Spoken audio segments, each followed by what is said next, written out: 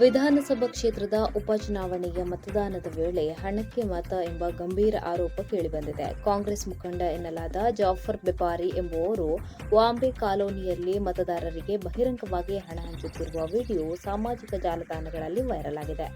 ಈ ವಿಡಿಯೋವನ್ನು ಗಂಭೀರವಾಗಿ ಪರಿಗಣಿಸಿದ ಚುನಾವಣಾ ಆಯೋಗವು ನವನಗರ ನಿವಾಸಿ ಜಾಫರ್ ವಿರುದ್ಧ ತಕ್ಷಣವೇ ಎಫ್ಐಆರ್ ದಾಖಲಿಸಲು ಆದೇಶಿಸಿದೆ. ಹಣ ಪಡೆಯಲು ಮಹಿಳೆಯರು ಸೇರಿದಂತೆ ದೊಡ್ಡ ಗುಂಪುಗಳೇ ಚೀಟಿ ಹಿಡಿದು ಸಾಲುಗಟ್ಟಿ ನಿಂತಿದ್ದ ದೃಶ್ಯಗಳು ಕಂಡುಬಂದಿದೆ.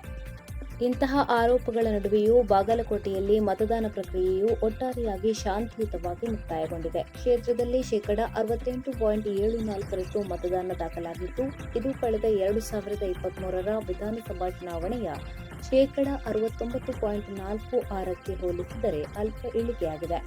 ಸಂಜೆವರೆಗೂ ನಡೆದ ಮತದಾನದಲ್ಲಿ ಮತದಾರರು ಉತ್ಸಾಹದಿಂದ ಭಾಗವಹಿಸಿದ್ದು, ಹಂಚಿಕೆಯಾದ ಹಣದ ವಿವಾದದ ನಡುವೆ ಅಭ್ಯರ್ಥಿಗಳ ಭವಿಷ್ಯ ಈಗ ಮತಪೆಟ್ಟಿಗೆಯಲ್ಲಿ ಭದ್ರವಾಗಿದೆ. ಚುನಾವಣಾ ಆಯೋಗವು ಅಕ್ರಮಗಳ ಮೇಲೆ ತೀವ್ರ ನಿಗಾ ವಹಿಸಿದ್ದು, ಹೆಚ್ಚಿನ ತನಿಖೆ ಮುಂದುವರೆಸಿದೆ.